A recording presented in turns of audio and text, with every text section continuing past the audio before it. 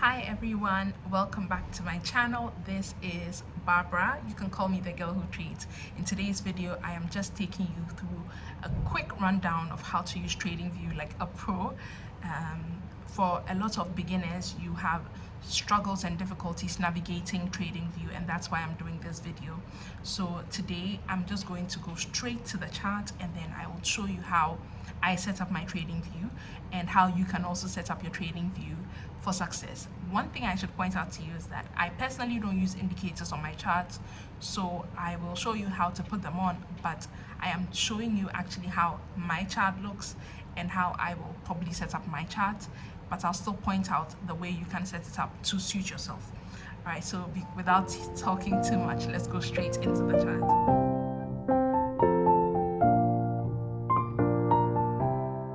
So right now you see I've created a new account. So this is a basic account, and starting right from the top, you can see that you have the pair that I'm going to use up here. You can change your pairs over here. When you see watch list, you can add on, for instance, Euro USD, and then here on the right you will find the sources of the data, the different servers. You can choose which one you prefer and it will add it to the chart for you. And then you can also change what you see and stuff like that.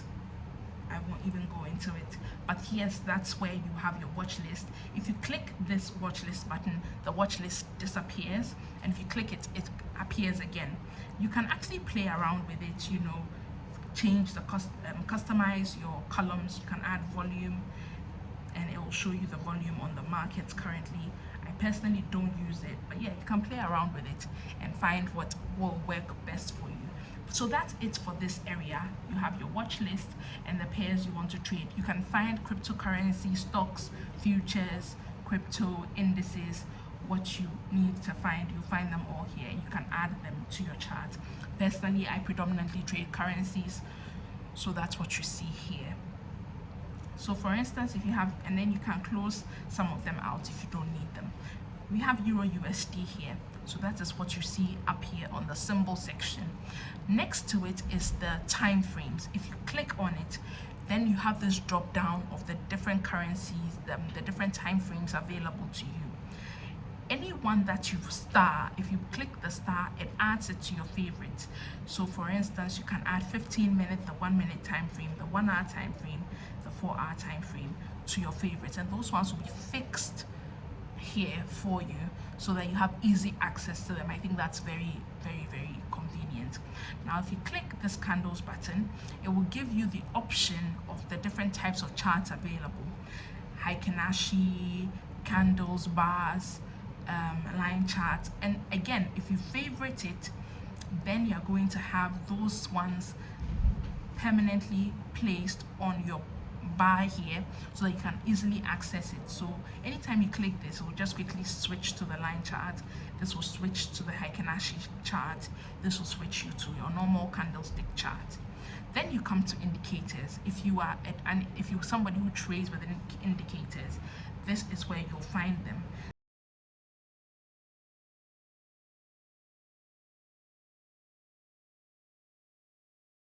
Some people have strategies already ingrained into their system, and so you can have that here and it will be indicated. But typically for a lot of people, it's indicators that they use.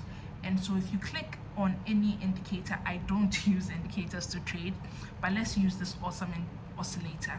Now that will automatically put this indicator on your chart. Now when you look here, you have the delete pane, so you can click that and that will delete that from your chart completely. And so you can go on to add or remove which indicators you want. Then you can add your own indicator template. I won't go into that. And then we have alerts. Now if you want to create an alert, for instance for Euro USD, you say that, okay, when it crosses this value, let's change this to say 4.5, let me use 1400. And when you do that, then you have this here. What happens is, as soon as price reaches this alert, it will give you a notification, and it gives you the options of which notification you want, whether you want an email, a pop-up, a notification on your app, and you can actually rename it. So you can rename your alert to jump on the trade, you know. You can rename it to whatever you want that will, you know, make you alert when you see it. So it's a very interesting thing to do. If you have the basic package, however, you can only set one alert at a time. When you have the pro, I think the first pro version, I think you can have up to about 5 or 6, I believe. I can't really recall, but the basic version, you can have only one alert on all your pairs at a time. Then you have the replay tool, and this is very, very useful when it comes to back testing. So when you click the replay tool, you have this pop-up coming down here. This button will help you to move price to a particular point.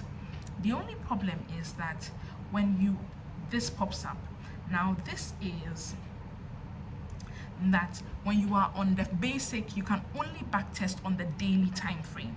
So you can only rewind on the daily, you can't go any lower. So you can see that when I try to click the 4 hour, this pops up that you want to test your strategy, you need to upgrade. So in the same way, when you do that, you can now, so when you go to the daily, you can backtest, you can go back, and then you can click this to play price forward. And then if you don't want to be automatic, like clicking yourself, you can set it to move on its own, and you see how price is playing out. So once you upgrade, you'll be able to use this even better on the lower time frames. Okay, all right, so I can close that, and that exits the chart replay mode, and it will bring me back to current day structure. So that is it for this bar right here. I'll go to this corner. Now you can take snapshots of your chart, especially when you want to, you know, journal your trades and stuff like that. When you click this, let us take a snapshot.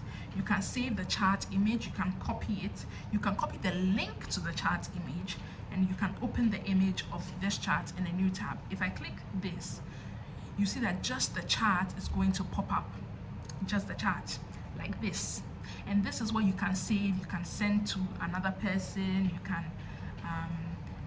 can put in your trading journal if you have one.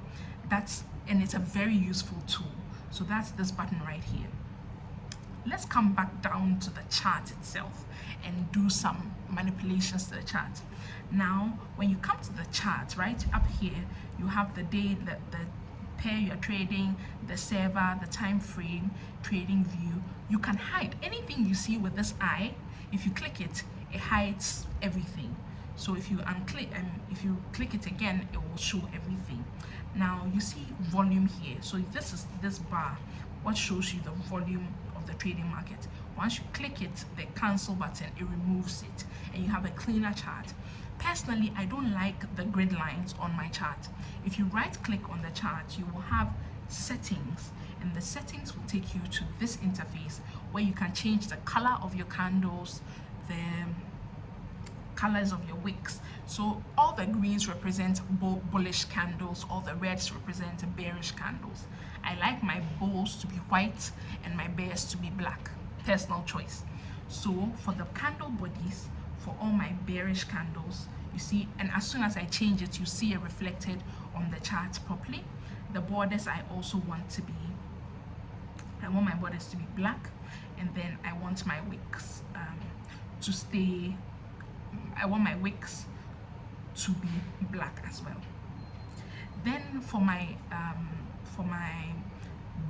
bullish, my bearish candles, I want the body to be black, borders black as well, and wicks black. So that's the very simple way of knowing what exactly is going on my chart. That's for the symbols, okay? And then you can have them showing you the bid and the ask price. You can play around with this, and this will give you the different, you know, things to do. Then if you come back to the status line, you realize that the status line is what we have up here. So you can have title. You see, as soon as I click title, it took away the title. So the title, open market status, let me move this a little, and then you can see the changes. Open, high, low, and close values. You have this for the candle that is currently playing out. So I can take, so you realize that the close value, the values are changing. The open, the high, if you click on any particular candle, it will give you the open price, the highest price, the low, and the close. If I change it, it gives me that. I personally don't find it very useful to have this, so I can close that out as well. The bar change value, you can take that off your chart if you don't need it. I prefer a very clean chart personally, so you can do this, change your background and stuff like that. Then when it comes to the scales, personally, I don't want it. So this, if you look to my right, you see that there's a countdown to the candle closing. You see it here. I don't want that, so I can close it, and you don't have that showing on your chart anymore. On the appearance, that's the full appearance of the chart. As I said, I don't like grid lines, so I can change it to white so that it doesn't appear at all. So you have this clean chart, and this is how I personally like my charts. Very clean, no lines, you know, to confuse me. The only line I want is my actual cursor, and I don't like my cursor being broken lines. So now we're going to hop on to the this, where you can have the different tools to implement your strategy. Now if you click right here, that's the cursor, you can see that you have the cross. Anything that you want to be permanent on your chart, you can favorite. When you favorite, you have a favorite toolbar that will pop up. Okay, now when you have this favorite toolbar popping up, you can now add or remove as you want. If you go to the trend line tools, you can favorite the trend line. You can favorite, let's say, a horizontal line, the parallel channel, so that if you need to draw a channel, you don't have to. Now let me show you. If I'm drawing this channel, simple. I'm not now going to look for one line. A channel is drawn easily, and then you can now edit the channel. As soon as you click any tool that you're using, a pop-up will come where you can edit what you want. So I can make it white, I can reduce the opacity of this, I can reduce the thickness of the channel line. You can make all the modifications you want to your tool. Now you come next to this next one. This is where you have your Gann and the Fibonacci tools. Now if you come here, you can have your Fibonacci retracement, which is what a lot of us use. You can favorite that, so that anytime you need your Fibonacci, you can easily pull your Fibonacci 1 to 0.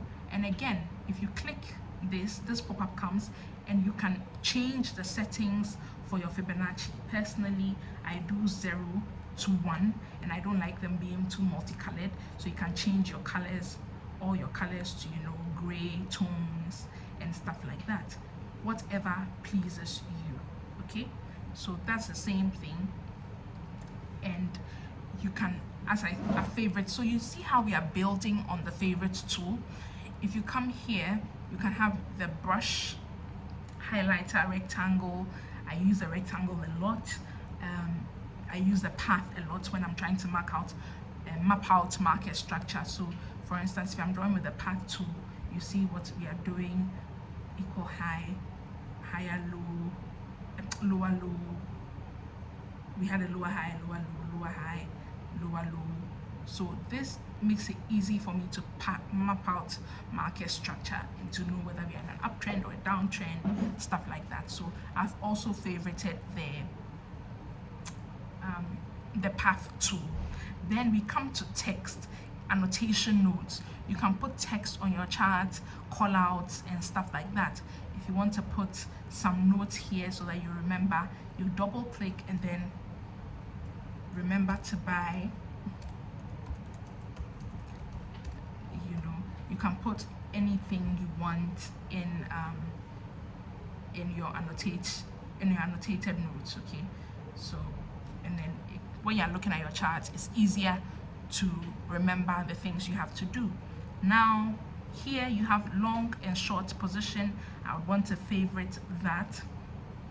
Then you have this tool is very good, the price range and the date range. So if you look at a particular portion of your chart, it will tell you the price range or the date range, how long this period is. Now the long and the short, this tool will help you if you click here, this to identify your stop loss, maybe your take profit for long, and then for short, maybe your stop loss is right up here, your take profit is down here. This tool will give you the number of pips, it will give you your stop loss in pips, it will also give you your risk to reward ratio already calculated. Very simple, very easy to use. This tool right here is a measuring tool. Now this ruler, if for instance I want to measure how many pips price has moved over this period, now it will give you the number of pips, 373, the number of bars included, that's 19 bars. Over how many days has this been, that's 25 days, and that also influences your trading. So I think that's about it. I hope it makes sense to a lot of us. If you want any more information about how to use Tradingview, I think this is a very good, easy, quick tutorial that you can use to at least understand Tradingview. Thank you guys for watching. I hope you'll come back in the next video and you can learn something new. Have a good day, and till the next video, it's the girl who plays.